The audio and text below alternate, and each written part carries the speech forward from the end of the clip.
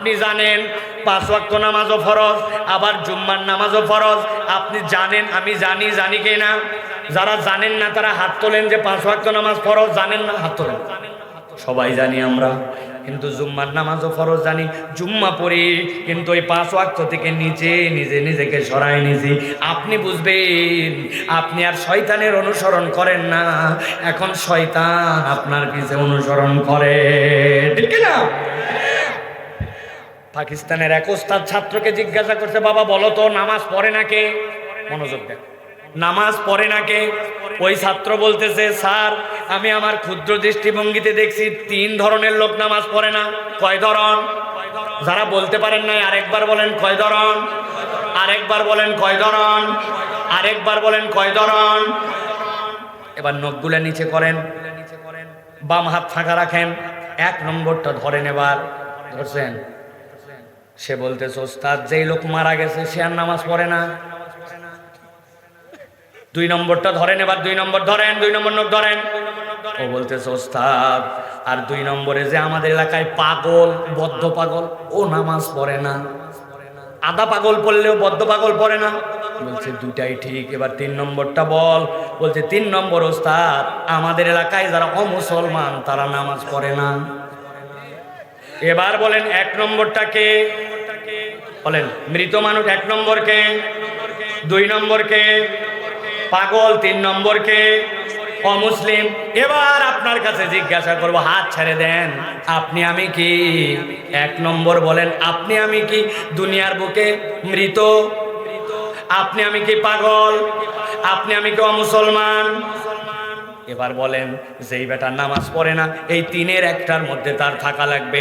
এখন যারা নামাজ পড়েন না মিলাবেন বাড়ির যাই, আমার কোনো দোষ নাই, আপনারাই বলছেন। আমার কোনো দোষ আছে? হ্যাঁ, আমার আল্লাহ রাব্বুল আলামিন বলছেন, আমার কথা নয়, ভালো করে বোঝেন।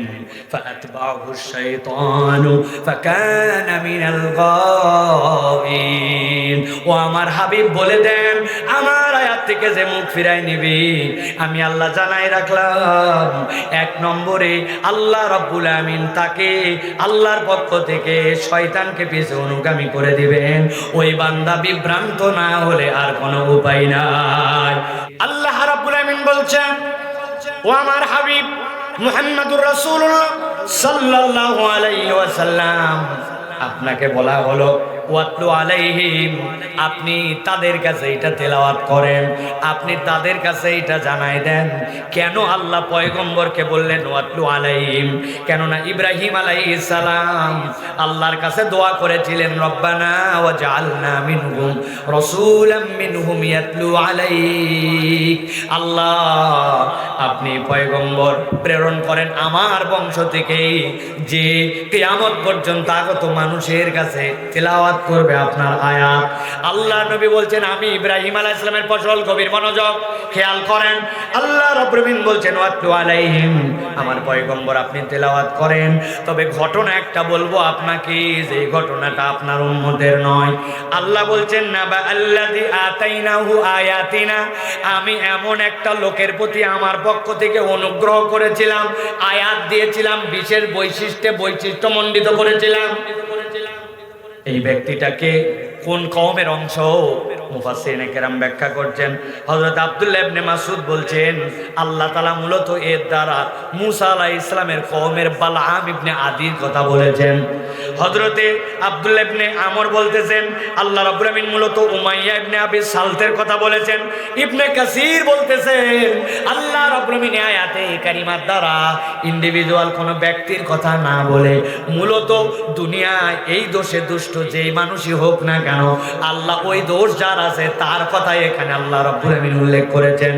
হযরত আব্দুল্লাহ ইবনে মাসউদ বলছেন, আল্লাহ রাব্বুল আলামিন মূসা আলাইহিস সালামের সময় বালআম ইবনে আবারকে এমন যোগ্যতা দিয়েছিলেন, ওই বালআম ইবনে আবার যদি একবার আল্লাহর কাছে হাত তুলে কেবল দোয়া করত, 1 সেকেন্ড লাগতো না, রব্বুল আলামিন দোয়া করতে দেরি তার দোয়া সাথে সাথে কবুল করে নিতে। ওই বালাম ইবনে আবারের কাছে মূসা আলাইহিস সালামের কওমের যারা বিরোধী ছিল তারা আসলো। আসার পরে বলল, বালাম তুমি তো জানো আমাদের মধ্যে একজন পয়গম্বর দাবিদার লোক আসছে, সাথে সাথে তার বেশ কিছু মানুষ অনুসরণও করতেছে। সে আমাদের সমাজের মধ্যে ফেরাউনের সাথে ফিতনা লাগাই দিয়েছে। তোমার কাছে আমাদের আবেদন, তুমি আল্লাহর কাছে দোয়া করো, আল্লাহ জানে তাকে সমূলে ধ্বংস করে দেয়। বালাম ইবনে আবার বলল, না না না, তার যে সকল চিহ্ন দেখতেছি এই চিহ্নতে মনে হচ্ছে তিনি ভিন্ন মানুষও হতে পারেন, এই দোয়া তো আমি করতে পারবো না। যখন রাজি হচ্ছে না তখন লোকজন তারে উল্টা বুঝালো, এই ব্যাকল, আমরা কি আমাদের স্বার্থে আসছি নাকি আমরা তোমার স্বার্থে আসছি?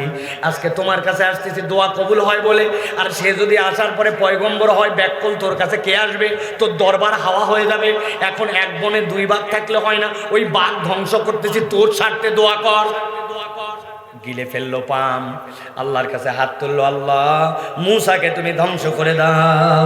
যেই নাই হাত তুলেছে সাথে সাথে আল্লাহ রব্বুল আমিন তার দোয়া করার যে ক্ষমতা ছিল রব্বুল আমিন সাথে সাথে সেইটা তার পক্ষ থেকে বাতিল করে দিয়েছে। আল্লাহ বলছেন, খেয়াল করেন, ওয়াতলু আলাইহিম নাবা আল্লাযী আতাইনাহু আয়াতিনা, আমি আল্লাহ তাকে আয়াত দিলাম, ফানসালাখা মিনহা, ওই ব্যক্তি সেখান থেকে মুখ সরায় নিল। আল্লাহ বলছেন, কেউ যদি একবার আল্লাহর আয়াত থেকে মুখ সরায় নেয়, আল্লাহ রাব্বুল আমিন তার জীবনে দ্বিতীয় একটা দুর্ঘটনা ঘটান। কি ঘটান? আপনি আমি মাঝে মাঝে বলে, এই শয়তানি করতেছিস কেন? মানে এই কাজটা শয়তানি, একজন তার অনুসরণ করতেছে জন্য আমরা বলি শয়তানি করতেছিস কেন, বলি কিনা? কিন্তু আল্লাহ বলছেন, কেউ যদি আল্লাহর প্রকাশ্য আয়াত, আল্লাহর দেওয়া হুকুম বিধান থেকে মুখ ঘুরায় নেয়, জানে আল্লাহর বিধান, তখন ঘটনাটা উল্টা হয়। তখন ওই ব্যক্তি আর শয়তানের অনুসরণ করে না, শয়তান তখন ওই ব্যক্তির পিছনে লেগে যায়। আল্লাহ বলছেন, ফাতবাহুশ শাইতানু ফাকানা মিনাল গাওয়িন, যখন কারো পিছে শয়তান লেগে যায়, আল্লাহর আয়াত থেকে, আল্লাহর নিদর্শন থেকে, আল্লাহর হুকুম থেকে মুখ ফিরায় নেওয়ার কারণে আল্লাহ বলছেন ওই শয়তান তাকে অবশ্যই অবশ্যই গাফেল, পথভ্রষ্ট বানায় দেয়। আপনি জানেন 5 ওয়াক্ত নামাজও ফরজ, আবার জুম্মার নামাজও ফরজ। আপনি জানেন, আমি জানি, জানি কিনা? যারা জানেন না তারা হাত তোলেন যে 5 ওয়াক্ত নামাজ ফরজ। জানেন না? হাত তোলেন। সবাই জানি আমরা, কিন্তু জুম্মার নামাজও ফরজ জানি, জুম্মা পড়ি, কিন্তু ওই 5 ওয়াক্ত থেকে নিচে নিজেকে সরাই নিছি। আপনি বুঝবেন আপনি আর শয়তানের অনুসরণ করেন না, এখন শয়তান আপনার পিছে অনুসরণ করে, ঠিক না? পাকিস্তানের এক ওস্তাদ ছাত্রকে জিজ্ঞাসা করছে, বাবা বলো তো নামাজ পড়ে না কে? মনোযোগ দেন, নামাজ পড়ে না কে? ওই ছাত্র বলতেছে, স্যার আমি আমার ক্ষুদ্র দৃষ্টিভঙ্গিতে দেখছি 3 ধরনের লোক নামাজ পড়ে না। কয় ধরন? যারা বলতে পারেন নাই আরেকবার বলেন, কয় ধরন? আরেকবার বলেন, কয় ধরন? আরেকবার বলেন, কয় ধরন? এবার নখগুলা নিচে করেন, বাম হাত ফাঁকা রাখেন, 1 নম্বরটা ধরেন। এবার ধরছেন? সে বলতেছে, ওস্তাদ যেই লোক মারা গেছে সে আর নামাজ পড়ে না। 2 নম্বরটা ধরেন, এবার 2 নম্বর ধরেন, 2 নম্বর নখ ধরেন। ও বলতেছে, ওস্তাদ আর 2 নম্বরে যে আমাদের এলাকায় পাগল, বদ্ধ পাগল, ও নামাজ পড়ে না। আধা পাগল পড়লেও বদ্ধ পাগল পড়ে না। বলছে দুটাই ঠিক, এবার 3 নম্বরটা বল। বলছে 3 নম্বর, ওস্তাদ আমাদের এলাকায় যারা অমুসলমান তারা নামাজ পড়ে না। এবার বলেন 1 নম্বরটা কে? বলেন মৃত মানুষ 1 নম্বর কে? 2 নম্বর কে? পাগল 3 নম্বর কে? অমুসলিম। এবার আপনার কাছে জিজ্ঞাসা করব, হাত ছেড়ে দেন, আপনি আমি কি? 1 নম্বর বলেন, আপনি আমি কি দুনিয়ার বুকে মৃত? আপনি আমি কি পাগল? আপনি আমি কি অমুসলমান? এবার বলেন, যেই বেটা নামাজ পড়ে না, এই 3-এর একটার মধ্যে তার থাকা লাগবে।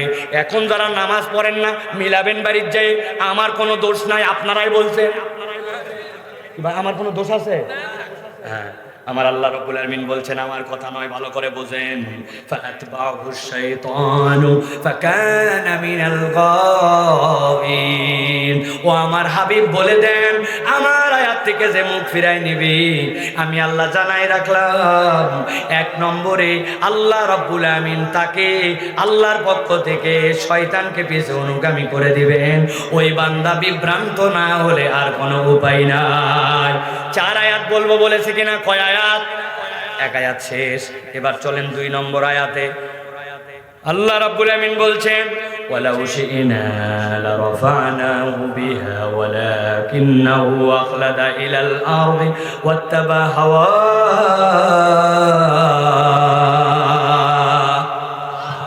আমার আল্লাহ রাব্বুল আমিন বলছেন, এই বান্দাগুলার 3 নম্বর দোষ কি, তার আগে আমি আল্লাহ জানাই তাকে কি করতে পারতাম। আল্লাহ বলছেন, ওয়ালাউ শি'না লারাফা'নাহু বিহা, যদি আমি আল্লাহ চাইতাম, ও যদি আল্লাহর বিধানের প্রতি আকৃষ্ট হতো, আল্লাহর আয়াত মেনে নিত, আমি আল্লাহ রাব্বুল আমিন তার মর্যাদা বাড়ায় দিতাম। সুবহানাল্লাহ। কে বলতেছেন? কে বলতেছেন? মর্যাদা বাড়াতে পারে কে? আল্লাহ বলছেন, ওয়ালাউ শি'না লারাফা'নাহু বিহা, আমি চাইলে সে যদি আল্লাহর আয়াতে মেনে নিত, আমি আল্লাহ তার মর্যাদা বাড়াতাম। কিন্তু ওই বান্দা আরো 2টা অপরাধ করলো। প্রথম অপরাধ, আল্লাহর আয়াত থেকে মুখ ফিরাইছে। 2 নম্বর, শয়তান তার পিছনে লেগে গেছে। আল্লাহ বলছেন 3 নম্বর, ওয়ালাকিন্নাহু আখলাদা ইলাল আরদ, তার 3 নম্বর দোষ, সে নিরেট দুনিয়াদার হয়ে গেছে। আরবিতে খুলদুন মানে যার মুখ সব সময় নিচের দিকে থাকে। দুনিয়ার বুকে আল্লাহ 3 ধরনের প্রাণী সৃষ্টি করেছেন। কোরআনে আল্লাহ বলছেন, মুকিব্বান আলা ওয়াজহি, একদল আছে সব সময় মুখটা তার মাটির সাথে লাগানো থাকে। এরকম একটা প্রাণীর নাম বলেন? সাপ। সাপ সাপ আরেকটা হচ্ছে আপনি যদি দেখেন টিকটিকি, আরেকটা যদি দেখেন কেঁচো, আরো অনেক প্রাণীর কথা এখন আপনারা বলতে পারবেন। সরীসৃপ যারা মুখ আর পেটের ভরে চলে, আছে কিনা? আরেক দল প্রাণী আছে যারা রূপুর হালতে থাকে। ছাগল, ভেড়া, কুকুর, গরু, হাতি, চিনেন কিনা এগুলাকে? তবে কিছু কিছু ছাগল আছে পাতা খাওয়ার জন্য 2 হাত উপর দিকে উঠে তাকায় খায়, আছে কিনা? আমার বাড়িতে একটা বিড়াল আছে, মাঝে মাঝে অবাক করে দিয়ে উনি 2 পা দিয়ে হাঁটে, কিন্তু বৈশিষ্ট্য তার 2 পায়ে নয়, 4 দিক দিয়ে সব সময় নিচের দিকে।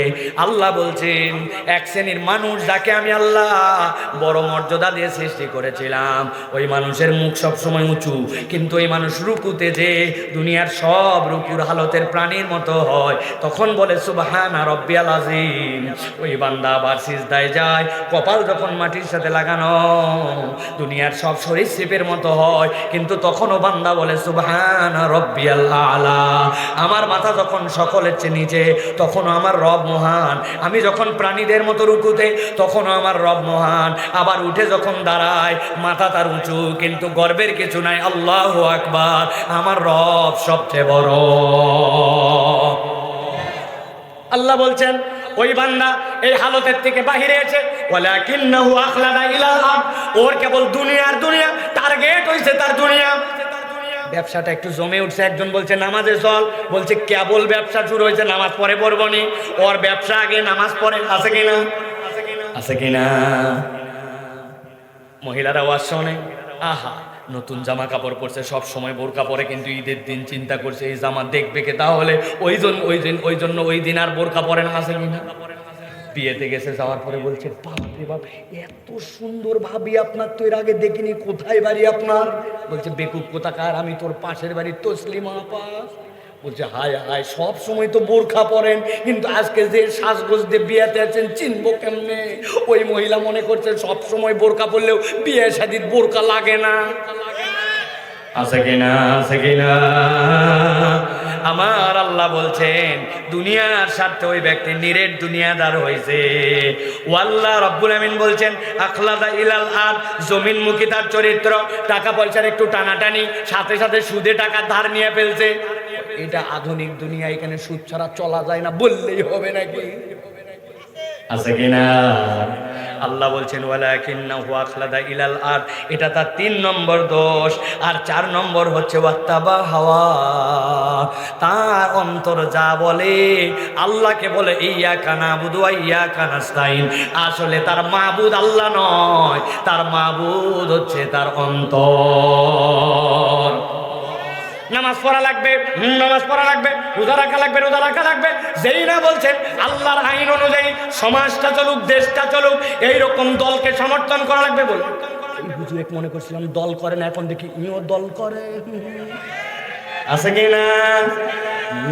ওই জায়গায় আপনার আল্লাহ লাগে না। আল্লাহ বলছেন ওয়াত্তাবা হাওয়া, তুমি তোমার মন পছন্দ নামাজ রোজা মানো, কিন্তু আল্লাহর দেওয়া জীবন বিধান মানো না। আল্লাহ বলছেন এই 4 দোষে দুষ্ট তারা।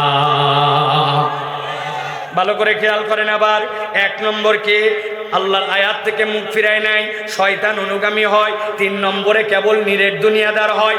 4 নম্বরে আল্লাহ বলতেছেন ওই মানুষ নিজের আত্মার পূজারী হয়, তার মন যতটুকু চায় অতটুকু দিন পালন করে, মন যতটুকু চায় না ততটুকু পালন করে না। এই দাড়িটাতে রাখা দরকার, বয়স হয়নি এখনো, তাই না ভাই? নবীজি ভুল করছিল, নবীজির আরো উচিত ছিল 40-এর পরে চাইছে তারপরে রাখা, তাই তো না? আপনার কথা ভাব চক্করে তো তাই মনে হচ্ছে। মাসফালা মিনাল কাবাইনি ইজারিফিন না, তোমার টাকনুর নিচে কাপড় পরা চলবে না, জানে না কে, কিন্তু মানে না। ওয়াত্তাবা হাওয়া, কোনটা স্মার্ট কোনটা আনস্মার্ট এটা আমার জানা আছে।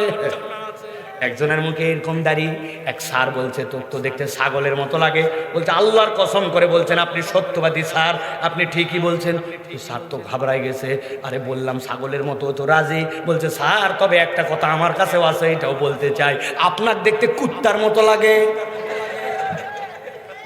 এত বড় কথা বললি তুই আমাকে, আমার ছাত্র হয়ে? বলছে স্যার আমার ছাগলের মতো দাড়ি জন্যই ছাগলের মতো লাগে, কুত্তার মুখে দাড়ি নাই, আপনার কুত্তার মতো লাগে, সমস্যা কোথায়? সমস্যা আছে ভাই? আল্লাহর একজন পয়গম্বর দাড়ি বাদ দেয় নাই, সাহাবীরা দাড়ি বাদ দেয় না, আর আপনি মনে মনে ঠিক করে রাখছেন দাড়ি কাটলে স্মার্ট লাগে। আপনি আল্লাহর আয়াতের মুখাতেব, আপনি আপনার মনকে ইলা বানাইছেন, আপনার ইলা আল্লাহ না। মন খারাপ লাগলে রাগ করেন, আমার উপরে করেন, আল্লাহর উপরে করেন না, ঈমান চলে যাবে। আমার আল্লাহ এবার কি বলছেন?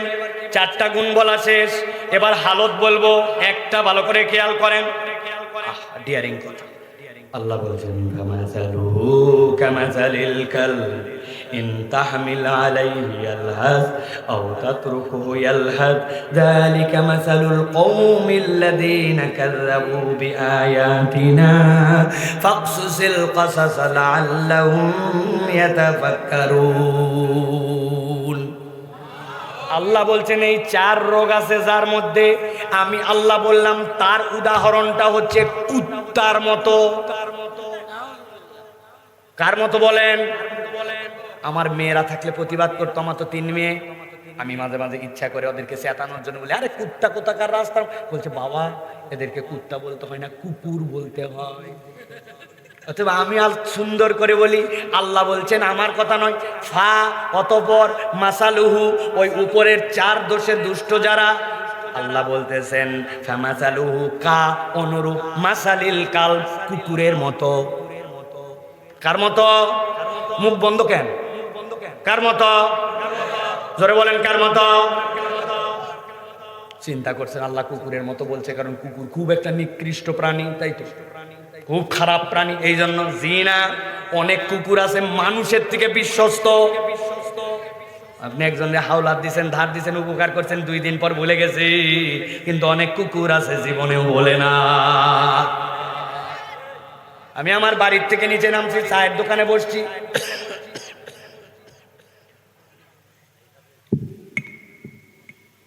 ওয়াজ শোনেন, নড়াচড়া করেন না। বাড়ির থেকে নামছি, নামার পরে চায়ের দোকানে বসছি, চাল আমাকে এরকম 1 কাপ চা দিছে। চিন্তা করলাম একটু ক্ষুধাও লাগছে, দেখি ঝুলন্ত খাবার, আপনাদের এলাকা আছে নাকি? চায়ের দোকানে ঝুলন্ত খাবার, ওর মধ্যে দেখি বিস্কিট, এই যে বলে ফেলছে আমার মুরব্বী, এনার্জি বিস্কিট, 5 টাকা দাম, 3 পিস থাকে নাকি ভাই? একটা বিস্কিট খুলছি, খোলার পরে বাইর করে চায়ের মধ্যে ডুবাইছি। এর মধ্যে হঠাৎ করে একজন, আরে সাইফুল্লাহ ভাই, আসসালামু আলাইকুম। আমি বললাম ওয়ালাইকুম আসসালাম ওয়া রাহমাতুল্লাহ।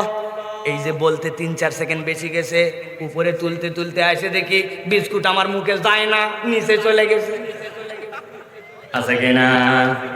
একটু কথা বলেন, হয় কিনা? যেই না আমার বিস্কুট নিচে গেছে, সাথে সাথে এক কুত্তা পাশের থেকে দৌড়াই আসে, সাইটে সাফ করে দিছে, সাইটে সাফ করে দিছে। বলেন তো ভাই, ওই বিস্কুটকে আমি ইচ্ছা করে দিছি না এমনি পড়ে গেছে? এমনি পড়ে গেছে। আমি বাকি 2.5 বিস্কুট খাইছি আর হাফ বিস্কুট লস করছি, এই জন্য মনে একটু একটু কষ্ট। আহারে, পরের দিন আবার চা খেতে বসছি। বসার পরে যেই না আবার আমি বসছি, বসার সাথে সাথে দেখি একটা কুকুর লেজটা ডাউন দিয়া মাথা নিচু করে আমার কাছে এসে এরকম করতেছে। আমি দোকানদারে বললাম, ভাই কি জন্য এরকম করতেছে? বলে, হুজুর গতকালকে আপনার কাছ থেকে অর্ধেক বিস্কুট পড়ে গেছিল, চেটে কুকুর খাইছিল, ও মনে করছে আপনি ওরে খাওয়াইছেন, ও কৃতজ্ঞতা জানানোর জন্য আজকে যখন আপনার হাতে বিস্কুট, তখন মাথা নিচু লেজ নামায়া আপনার কাছে কৃতজ্ঞতা জানায়।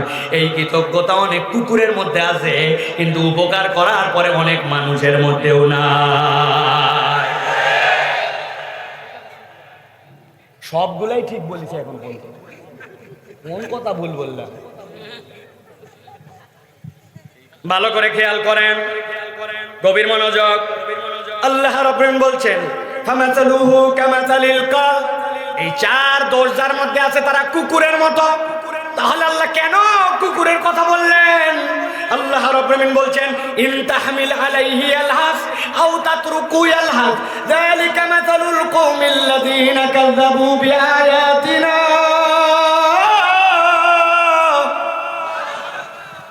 আমার আল্লাহ রাব্বুল আলামিন বলছেন, এই দুনিয়ার মানুষ, এই কুকুরের উদাহরণ এই জন্য দিয়েছি, আমি আল্লাহ বলতেছি কুকুর চারিত্রিকভাবে অস্থির প্রকৃতির। কুকুরের পিঠে কেউ বোঝা চাপায় দেয় না, কিন্তু কুকুরকে কেউ যদি দাবরানি দেয়, কুকুর জিহ্বা বের করে হাঁপায়। আর কুকুর যদি না দাবরানি খায়, তাও কুকুর অস্থির স্বভাবের, ঠিক না? আপনারা দাবার দিয়েছেন, জিহ্বা বের করে হাঁপাতে থাকবে, আবার কিছুই বলেন নাই, দেখবেন তাও হাঁপায়, ঠিক না? বিশ্বাস না হয় বাড়ির যাই দেখবেন। আমি তো ট্রাই করে দেখি, আমার টোটাল 19টা কুকুর। কয়টা? বাড়ির ভিতরে না, কিন্তু আমার বাড়ির নিচে 19টা কুকুর আছে, এক কালারের, ঢাকাতে দারুস সালামে। সবাই জানে ওইটা আমার বাড়িতে খাবার আসে। দুনিয়ার যেখানে দাওয়াতে যাই, হাড্ডি গুড্ডি সব বান্ধে নিয়ে আসি। মানুষজন অনেক শুনলো, হুজুর কি রে, খাইলো আবার বানলো। আসলে ওইটা আমার খাবার না, ওর খাবার। ওই কুকুরগুলা যখন দেখছি রাত্রেবেলা শুয়ে আছে, কেউ কিছু বলে না, তাও দেখি খানিকক্ষণ পর লেজ নড়ে, কান নড়ে, আছে কিনা? কুকুর অস্থির কেন? বিজ্ঞানের ব্যাখ্যা দিছে। আমি একটা শুধু বুঝাই একটুখানি। যেই সকল প্রাণী মুখ দিয়ে নিঃশ্বাস নেয় বাধ্য হয়ে, সেই সকল প্রাণী অস্থির হয়।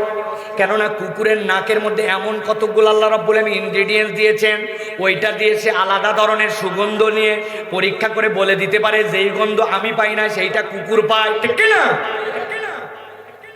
একবার বন্যা হয়েছিল আমাদের এলাকায়, সম্ভবত 2002 সালে।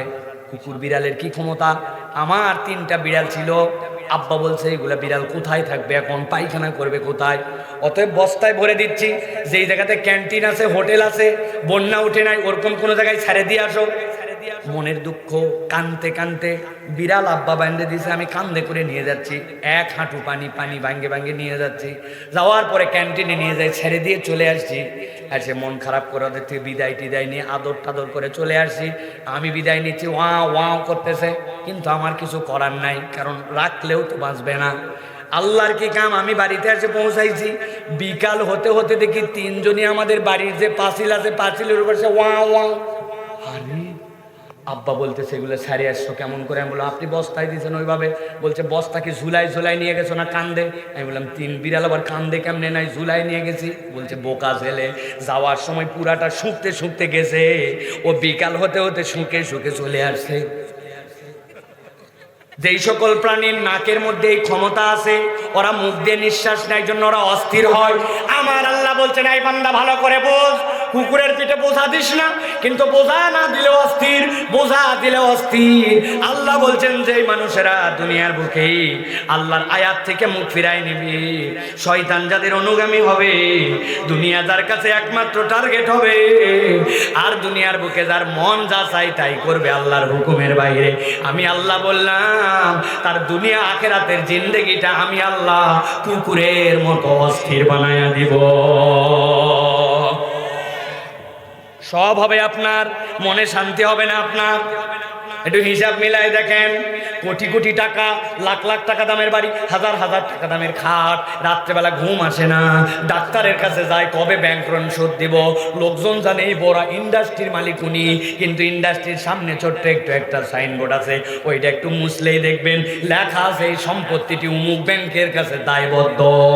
দেখায় অনেক, কিন্তু সবগুলা অন্যের কাছে, সবগুলা অন্যের কাছে দায়বদ্ধ আছে। ঘুম আসে না, লোন শোধ করতে পারে না, কিস্তি দিতে পারে না। ওই ব্যক্তিকে ডাক্তার ঘুমের ওষুধ দিয়ে বলছে বেশি খাবেন না, ঘুমের ওষুধ বেশি খেলে হার্ট ফেল করে, ঠিক না?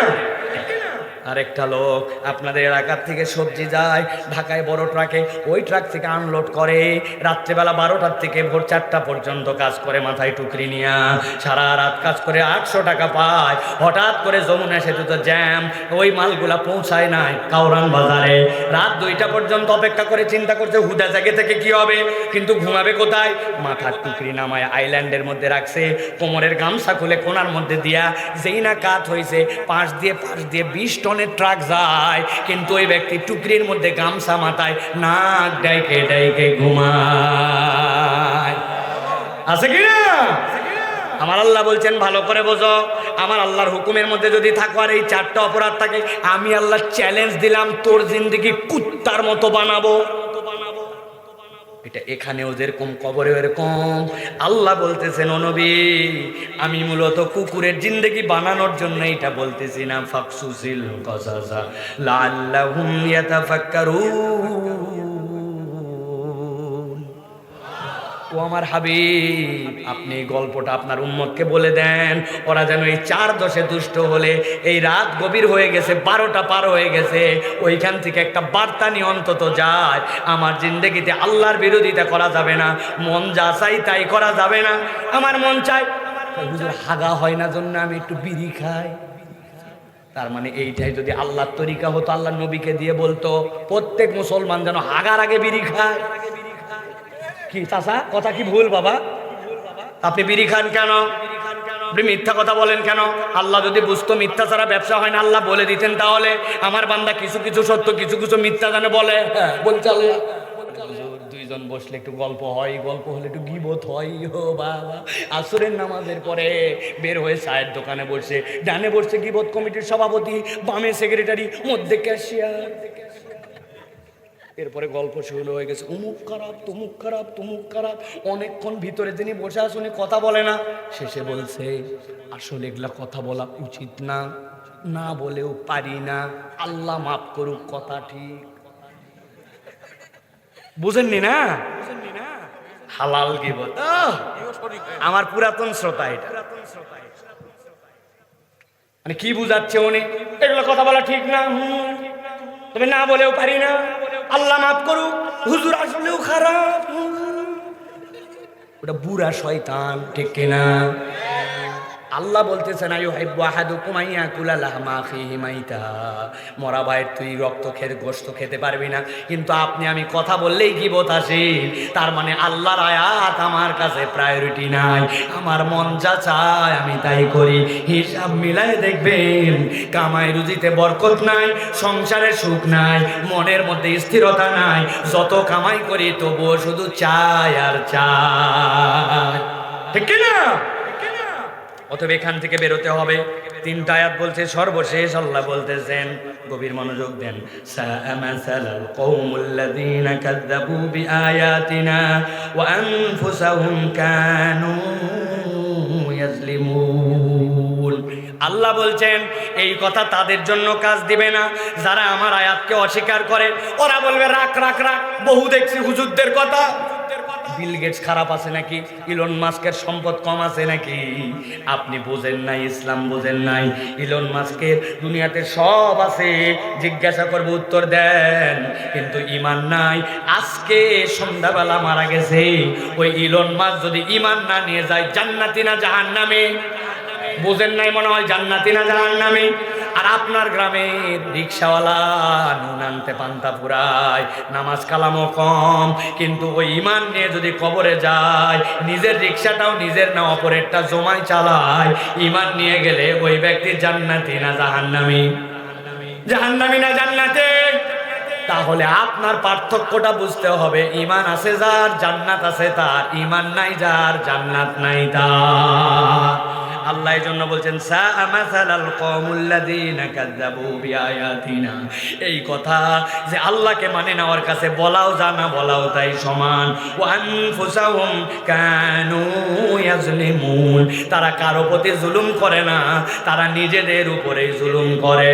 এখন আমরা স্বীকার করেছি আমরা ঈমানদার, অথবা আমরা ওই কাতারে ঢুকতে রাজি নাই, বরং আমরা এই গল্প থেকে শিক্ষা নিয়ে আজকের থেকে জীবন পরিবর্তন করতে চাই। রাজি আছেন? রাজি আছেন?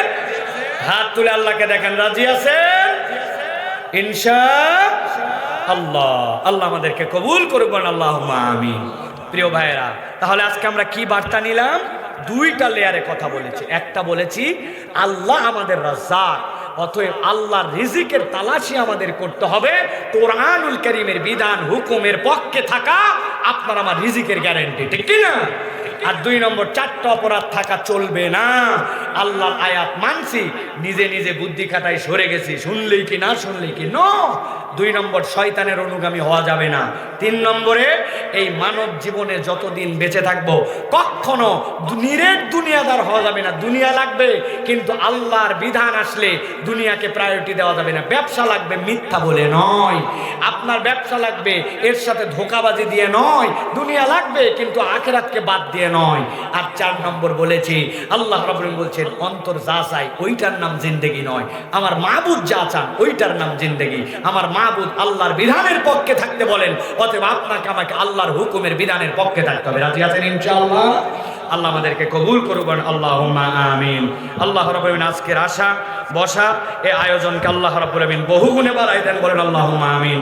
আগামীকালকে কিন্তু মাহফিল আছে, এই জন্য আপনারা আপনাদের স্ত্রীদেরকে পরিবারদেরকে ঝাঁকে ঝাঁকে পাঠাই দিবেন ইনশাআল্লাহ।